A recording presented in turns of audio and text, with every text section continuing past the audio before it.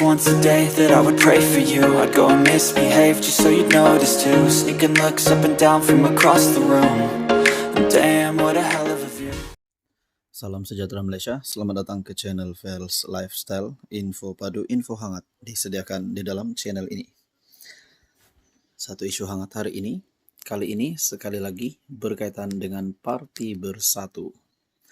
Sebelum ini kita dikejutkan dengan keputusan Bersatu untuk memindah perlembagaan untuk mencegah Wakil Rakyat Bersatu menyokong ataupun berpaling tada, yaitu mengalih sokongan. Namun lain yang terjadi. Satu artikel daripada Syabuddin Husin ataupun syabuddin.com, walau perlembagaan telah dipindah, Adun Bersatu masih tak takut mengalih sokongan. Adun Selat Kelang Abdul Rashid Asari hari ini menyatakan sokongannya kepada kepimpinan Menteri Besar Selangor Amiruddin Syari. Menerusi satu kenyataan, katanya keputusan itu dibuat dengan rela hati dan tanpa paksaan. Ini setelah saya meneliti ucapan Duli Yang Maha Mulia Sultan Selangor yang memuji pentadbiran Kerajaan Negeri Selangor yang berada di landasan tepat demi kemajuan negeri dan kesejahteraan rakyat. Langkah ini juga adalah akibat daripada beberapa siri tindakan Perikatan Nasional, terutamanya Perikatan Nasional Selangor, yang dilihat berdiam diri terhadap tomahan yang dilentar kepada Raja-Raja Melayu. Ini adalah berlawanan dengan prinsip orang Melayu beragama Islam. Bersatu pada 2 Mac lalu memindah perlembagaan dalam usaha untuk menghalang wakil rakyatnya berpaling tada.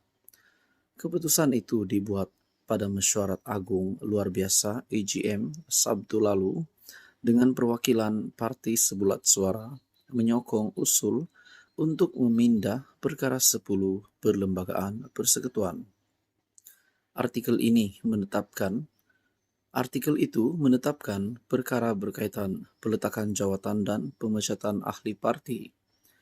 Sebelum ini, 6 ahli parlimen Bersatu menyatakan sokongan kepada Anwar Ibrahim. Abdul Rashid adalah adun pertama Bersatu yang berpaling tada. Katanya keputusan berkenaan adalah bagi memastikan kesejahteraan rakyat Selangor, terutamanya penduduk di Selat Kelang, yang akan menerima manfaat daripada kerajaan yang stabil serta padu. Saya kekal komited sebagai ahli Bersatu dan akan terus berkhidmat sebagai adun Selat Kelang, katanya.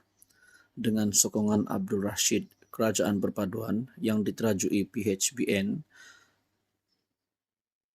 kini mempunyai 35 kerusi di Dun Selangor, manakala PN yang dianggotai oleh PAS dan Bersatu mempunyai 21 kerusi.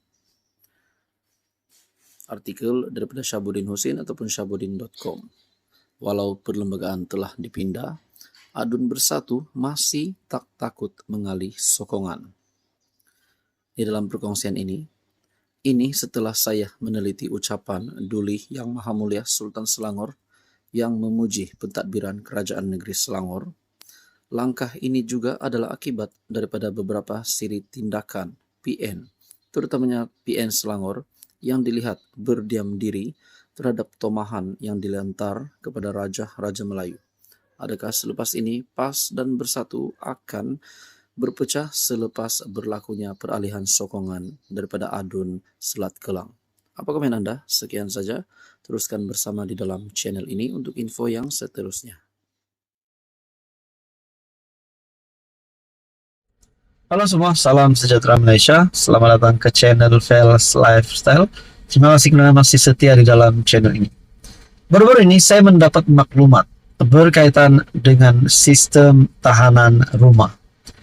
Sistem tahanan rumah yang menjadi buah mulut ramai orang. Ramai yang berkata, siapakah yang layak untuk mendapatkan sistem tahanan rumah ini? Yaitu mereka yang dipenjarakan ataupun ditahan di dalam penjara, yang menjalani hukuman penjara. Nah, persoalan yang utama adalah, adakah Najib Razak layak untuk mendapatkan sistem tahanan rumah ini? Nah, ini sudah pasti dinantikan, khususnya penyokong-penyokong Najib. Jawaban ini seperti yang dinyatakan oleh Menteri Dalam Negeri ataupun Kementerian Dalam Negeri Saifuddin Nasution, yang pasti mengejutkan ramai. Kalau Najib diluluskan ataupun beliau layak untuk mendapatkan sistem tahanan rumah, mungkin beliau akan lebih selesa dan mendapat lebih banyak advantage, kelebihan berbanding ditahan di penjara Kajang. Dalam artikel daripada harapandaily.com, Najib takkan dimasukkan dalam tahanan rumah menurut Saifuddin. Nah, itu adalah jawabannya. Mungkin ada yang menanti-nantikan Najib bakal dibebaskan dari penjara Kajang dan akan menjalani sistem tahanan rumah. Tetapi Saifuddin Nasution akhirnya telah memutuskan perkara itu. Mantan Perdana Menteri Datuk Seri Najib Razak yang sedang menjalani hukuman penjara tidak akan meneruskan tempoh tahanannya di bawah sistem tahanan rumah, kata Menteri Dalam Negeri Datuk Saifuddin Nasution Ismail. Hanya banduan yang ditahan kurang daripada 4 tahun, warga emas, wanita mengandung, dan orang kurang upaya layak dipertimbangkan di bawah sistem ini, lapor Malaysia Kini. Media sebelum ini melaporkan bahwa Putrajaya bersetuju untuk melaksanakan sistem ini untuk mengurangkan kesesakan di penjara dan tidak boleh disalahguna oleh mereka yang didapati bersalah. Saya ingin menafikan naratif nakal sesetengah media yang mendakwa pelaksanaan tahanan rumah bertujuan untuk menempatkan Najib di bawah tahanan rumah.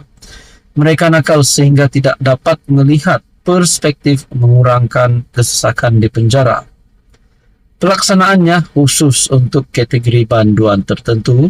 Sebuah panel akan membuat penilaian dan mencadangkan jenis kesalahan di mana tempoh hukuman penjara kurang 4 tahun.